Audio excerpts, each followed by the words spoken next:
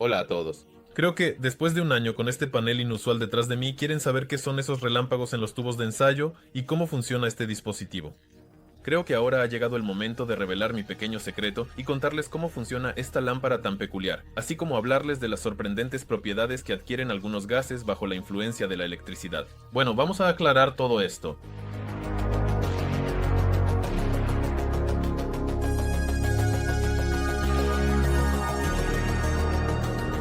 Mi acercamiento al comportamiento de diferentes gases bajo la influencia de alto voltaje comenzó con esta lámpara de plasma que me regalaron hace tiempo por mi cumpleaños.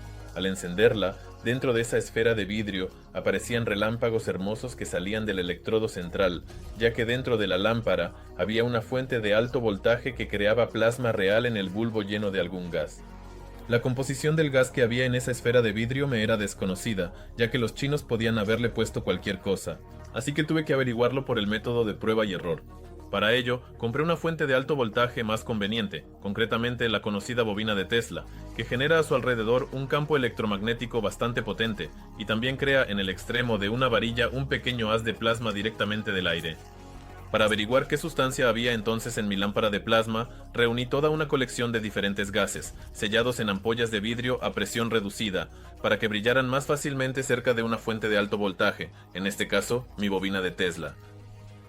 La dependencia del brillo de la luminiscencia de un gas respecto a la presión se observa en un experimento sencillo. Tomé una jeringa sellada y reduje la presión cerca de la bobina de Tesla. Cuando el aire en la jeringa se volvió lo más enrarecido posible, se produjo una descarga luminiscente, compuesta por el cuarto estado de la materia, es decir, el plasma.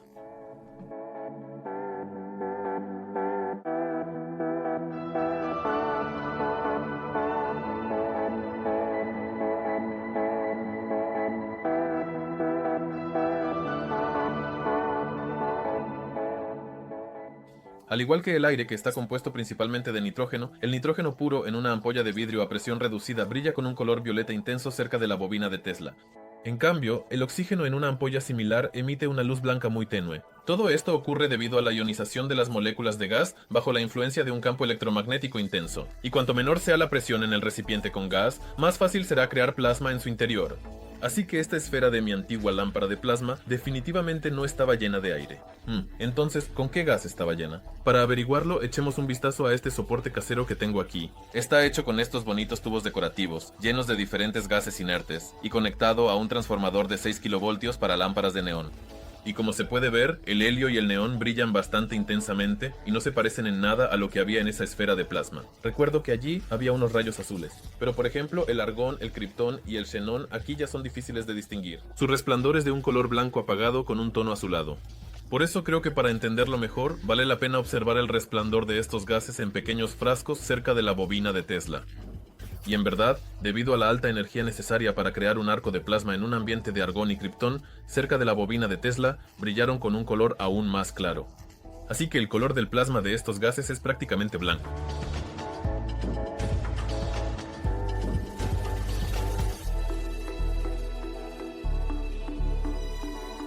El xenón, por cierto, apenas logró encenderse en el frasco debido a las pesadas moléculas de este gas que se transformaron en un plasma de un hermoso color azul. Por cierto, es un color que recuerda mucho al resplandor de mi lámpara de plasma. Así que o los chinos no escatimaron en el carísimo xenón para una lámpara de plasma barata, o llenaron la lámpara con una mezcla desconocida de diferentes gases nobles, cuya composición exacta probablemente nunca sabremos. Por cierto, mientras estaba jugando con mi bobina de Tesla, que además puede reproducir música a través de la descarga de corona, noté un olor muy extraño que salía del plasma que se formaba en la punta del electrodo, parecido al ozono y a algo más. Para comprobar mis sospechas, compré un dispositivo especial que mide la concentración de ozono en el aire y lo coloqué junto a la bobina de Tesla en funcionamiento. No habían pasado ni 2 minutos cuando el aparato empezó a detectar de inmediato un nivel elevado de ozono en el aire, aunque yo apenas lo percibía con la nariz. Si se cubre el aparato en funcionamiento con la bobina de Tesla con un acuario, el nivel de ozono comenzará a superar el límite crítico en tan solo unos minutos. Así que sí, al trabajar con este tipo de dispositivos de alto voltaje, es importante ventilar bien el lugar. Después de todo, el ozono es muy perjudicial para los pulmones y, en grandes concentraciones, se forma a partir del oxígeno del aire cerca de ciertos aparatos eléctricos, como antiguos televisores de tubo, así como durante tormentas cuando cae un rayo. Por eso después de la lluvia a menudo se puede percibir agradable olor a frescura, que en realidad funcionalidad es el olor del ozono en baja concentración. Por cierto, a partir de algunos componentes de un televisor antiguo, este transformador de líneas, se puede montar un generador inusual de alto voltaje, capaz de generar plasma al igual que una bobina de Tesla, solo que en este caso, entre dos electrodos. Debido a la mayor frecuencia y fuerza de la corriente, este tipo de plasma resulta ser más caliente y puede funcionar como un encendedor e incluso reproducir música.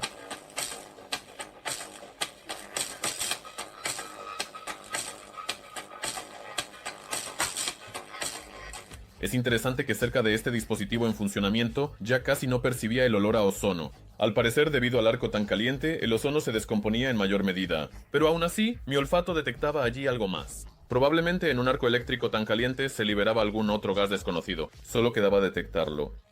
Para ello, monté un dispositivo especial compuesto por un transformador de alto voltaje para lámparas de neón, conectado a un autotransformador y a unos electrodos de cobre hechos por mí mismo. En cuanto giro la perilla del autotransformador, entre los electrodos de cobre comienza a formarse un arco de alto voltaje hecho de plasma. Y cuanto mayor es el voltaje, mayor es la temperatura del arco, que puede alcanzar varios miles de grados.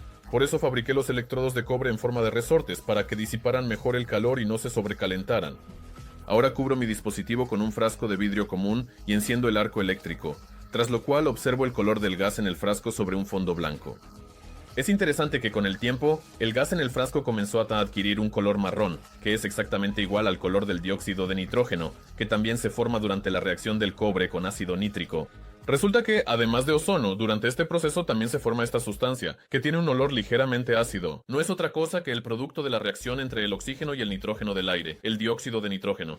A tan alta temperatura del arco y con la presencia de un flujo de electrones e iones entre los electrodos, el nitrógeno normalmente inerte del aire puede reaccionar con el oxígeno, formando dióxido o monóxido de nitrógeno, dependiendo de las condiciones.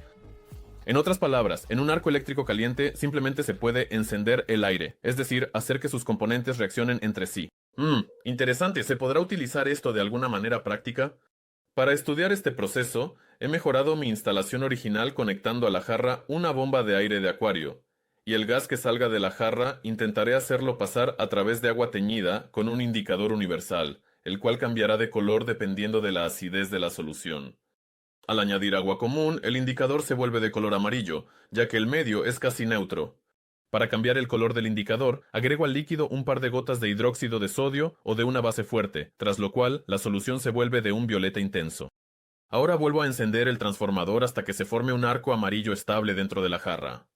Después de esto, empiezo a hacer pasar aire a través de ella y lo hago pasar por la solución junto con el dióxido de nitrógeno que se forma. Es interesante que, al cabo de un tiempo, el color del indicador comenzó a cambiar, lo que indica que al disolverse el dióxido de nitrógeno en el agua, se forma un ácido, concretamente ácido nítrico y nitroso, los cuales alteran la acidez de la solución. De este modo, es posible obtener ácido nítrico, que es bastante valioso, a partir del aire común, simplemente haciéndolo pasar por un arco eléctrico, y luego disolviéndolo en agua, por ejemplo como en este cilindro para aumentar la eficiencia. Si no lo sabías, el ácido nítrico obtenido de esta manera es hoy en día un reactivo indispensable en la producción de fertilizantes y de muchas otras sustancias útiles, como por ejemplo medicamentos. Este método de obtención de ácido nítrico y de fijación del nitrógeno atmosférico, en realidad, se utilizó a gran escala en Noruega a principios del siglo XX, ya que la electricidad generada por las centrales hidroeléctricas allí era bastante barata en ese momento. Para aumentar la eficiencia, el arco de plasma se hacía girar varias veces dentro del reactor y luego el dióxido de nitrógeno obtenido se disolvía en agua. Sin embargo, resultó que el llamado proceso Birkeland-Eyde seguía siendo poco eficiente en términos de consumo de electricidad. Y ya a partir de la década de 1920, fue reemplazado por un método más exitoso de fijación del nitrógeno mediante reacciones entre hidrógeno y nitrógeno sobre un catalizador de platino. No obstante, decidí intentar obtener la mayor cantidad posible de ácido nítrico utilizando este método. Para ello, dejé funcionando mi aparato día y medio bajo la campana extractora para evitar que el reactor, un frasco, se sobrecaliente por el arco eléctrico caliente. Lo voy a enfriar con un ventilador de computadora. Bien, después de unas 36 horas, decidí detener el experimento y comprobar qué había obtenido. Si se toma un poco de la solución obtenida del cilindro y se deja caer sobre un papel indicador, se puede ver claramente la fuerte acidez de la solución. Esto significa que de todos modos logré acumular cierta cantidad de ácido nítrico en la solución. El ácido obtenido puede neutralizarse con bicarbonato de sodio común, obteniendo así una solución de nitrato de sodio, un fertilizante nitrogenado bastante común que no altera la acidez del suelo. Después de neutralizar el ácido, verifico el nivel de acidez o pH utilizando papel indicador. Y, como se puede ver, prácticamente todo el ácido en la solución se ha convertido en nitrato de sodio, ya que el medio ahora es neutro. Después de esto, decidí evaporar toda el agua restante para obtener nitrato de sodio puro, o salitre de sodio, a partir de esta solución.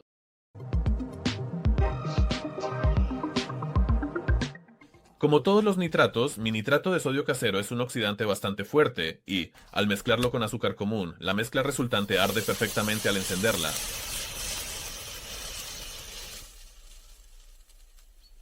Sin embargo, desde el punto de vista químico, el nitrato de sodio es una sustancia bastante aburrida. Por eso decidí obtener de este reactivo casero un verdadero componente de combustible para cohetes, concretamente ácido nítrico fumante. Para ello, tomé una pequeña cantidad de nitrato de sodio y la vertí en un matraz cónico. Después añadí ácido sulfúrico a la mezcla. Por ahora, visualmente no ocurre nada en el matraz, aunque incluso a temperatura ambiente parte del nitrato de sodio, al reaccionar con el ácido sulfúrico, comenzó a convertirse en hidrosulfato de sodio y ácido nítrico puro.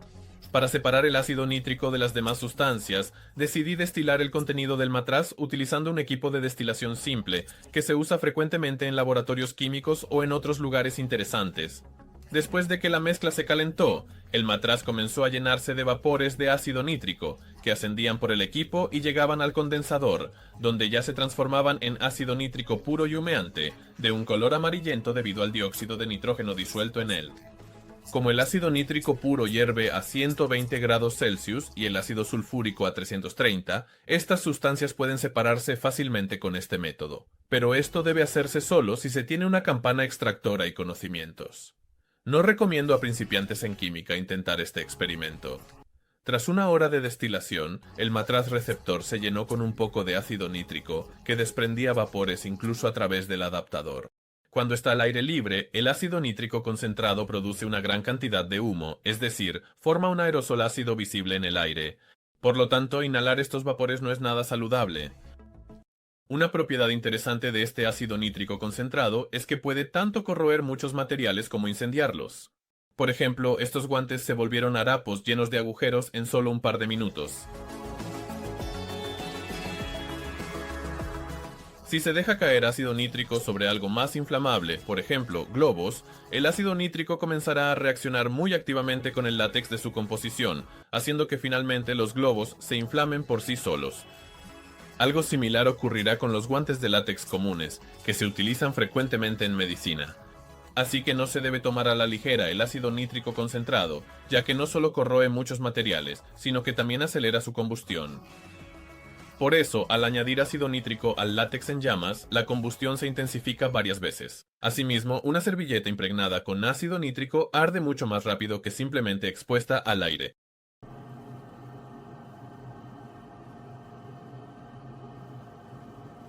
Además de experimentos simples con combustión, el ácido nítrico con impurezas de dióxido de nitrógeno se usó como oxidante en algunos motores de combustible líquido, especialmente en motores diseñados por la Alemania nazi durante la Segunda Guerra Mundial. Sin embargo, al hacer pasar una descarga eléctrica a través de ciertos gases, se puede crear no solo sustancias destructivas, sino también algo hermoso. Por ejemplo, si se llena una bombilla con una mezcla de neón y argón, se puede hacer una lámpara nocturna luminosa, cuyo resplandor es causado por una descarga luminiscente en la superficie de los electrodos. En la época soviética se fabricaban muchas lámparas de neón que funcionaban como indicadores, como por ejemplo esta bombilla TN20, de la cual, al igual que con la segunda lámpara china, armé esta bonita lámpara para la habitación. El neón, por cierto, debido a su hermoso y brillante resplandor, todavía se utiliza en algunos letreros retro de la calle, como por ejemplo en mi panel. Pero otros gases ya son mucho más difíciles de encontrar, ya que son más caros y además no brillan tan intensamente. Se puede hacer algo parecido a un letrero de neón simplemente pasando un alto voltaje a través del aire común a baja presión. Para crear una lámpara así, simplemente extraigo el aire con una bomba de vacío de esta construcción casera. Al mismo tiempo, aplico un voltaje de unos 7 kilovoltios a los electrodos de cobre dentro de este tubo de vidrio. En cuanto la presión baja a menos de una centésima parte de la atmosférica, se enciende en el interior un hermoso plasma violeta. Al principio se forma una descarga de arco y luego, al disminuir la presión, una descarga luminiscente. Por cierto, es interesante cómo cambia el color del plasma formado a medida que disminuye la presión. Primero comienza a brillar el nitrógeno, y con una mayor extracción de aire lo hace el oxígeno. El color recuerda un poco a la aurora boreal. Para comprobar si realmente he obtenido plasma, acerco un potente imán de neodimio, lo que hace que el flujo de partículas cargadas comience a desviarse bajo la acción del campo magnético.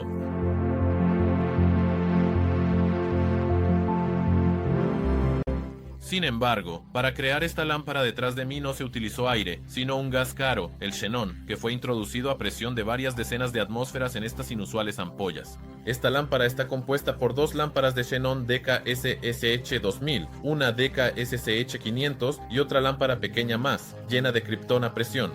Al principio, las tres lámparas de xenón eran para proyectores de cine, y las de argón para bombear láseres de estado sólido. Pero ahora, casi no se venden esos láseres ni los proyectores, aunque aún quedan muchas lámparas, así que decidí conectarlas en serie y enchufarlas a un transformador común de lámparas de neón. El resultado, en mi opinión, fue bastante inusual. Lástima que, debido a la presencia de vidrio de cuarzo y al alto voltaje, cerca de este tipo de instalación en funcionamiento se genera un poco de ozono. Por eso, incluso mi aparato a veces se queja un poco. Así que a veces tengo que apagar esta lámpara para no respirar ozono perjudicial. Es interesante que la luminiscencia ocurre no solo en los gases cuando se crea un arco eléctrico, sino también en algunos metales. Por ejemplo, si se toma un trozo de sodio metálico y se calienta con un arco de argón caliente en una ampolla especial de cerámica semitransparente a base de óxido de aluminio, el sodio se derretirá y evaporará, y sus vapores comenzarán a brillar con una luz amarilla muy intensa bajo la influencia de la electricidad. Precisamente este tipo de lámparas todavía se utilizan en la iluminación pública, aunque ahora están siendo reemplazadas por LEDs más eficientes energéticamente y con una luz más natural. Además del sodio, el mercurio también brilla a baja presión en la ampolla cerca de una bobina de Tesla, generando una radiación ultravioleta bastante intensa. Por eso es mejor observar este tipo de resplandor usando gafas especiales con protección contra la radiación ultravioleta. Incluso se puede hacer brillar a los no metales a baja presión. Por ejemplo, en esta ampolla hay azufre con vapores de mercurio. Si acercas la ampolla a la bobina de Tesla, los vapores de mercurio se encenderán de inmediato. Pero si se calienta un poco la ampolla, el azufre comenzará a evaporarse y al final sus vapores se convertirán en plasma y brillarán con una hermosa luz blanca, cuyo espectro se parece mucho a la luz solar. Por cierto, aparte de la bobina de Tesla, existe otro dispositivo que crea un plasma hermoso en el aire, el Fackelnic, antorcha de plasma, que el canal Hamster Time me envió amablemente para realizar experimentos. Este dispositivo es interesante porque en la punta del electrodo puede generar un flujo de plasma muy caliente, cuya temperatura puede alcanzar los 12.000 grados, por lo que el electrodo de acero común se quema fácilmente durante el funcionamiento del Fackelnic.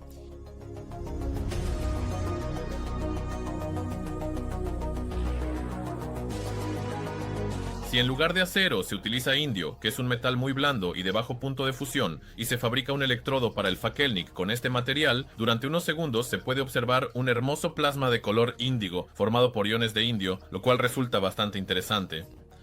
Hoy en día, estas propiedades calientes del plasma se usan en muchos dispositivos, desde varios tipos de soldaduras hasta el cortador de plasma, capaz de fundir incluso el metal más refractario, el wolframio. Creo que después de ver este video han aprendido mucho más sobre los diferentes gases y cómo se comportan bajo la influencia de la electricidad.